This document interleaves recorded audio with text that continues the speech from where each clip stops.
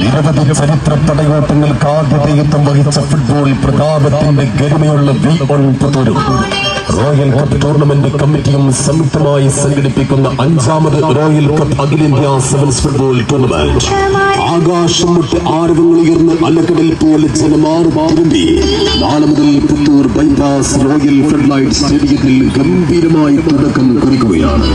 ഉദ്ഘാടന പടയോട്ടത്തിന്റെ രംഗവേദിയിൽ soccer FC Farooq Nagar Gymkhana Thrissur Linsha medicals മണ്ണാർക്കാടും തമ്മിൽ പടയോട്ട ഭൂമിയിൽ കണ്ടുമുട്ടുകയാണ്. നാടൻ പാട്ടിന്റെ മണികിലക്കം കേട്ട് പരന്നൊഴുകുന്ന ചാലക്കുടി പുഴയുടെ തീരത്തു നിന്നും കൂട്ടുകെട്ടി പോരാട്ടത്തിലെത്തുന്ന ജിംഖാന തൃശൂർ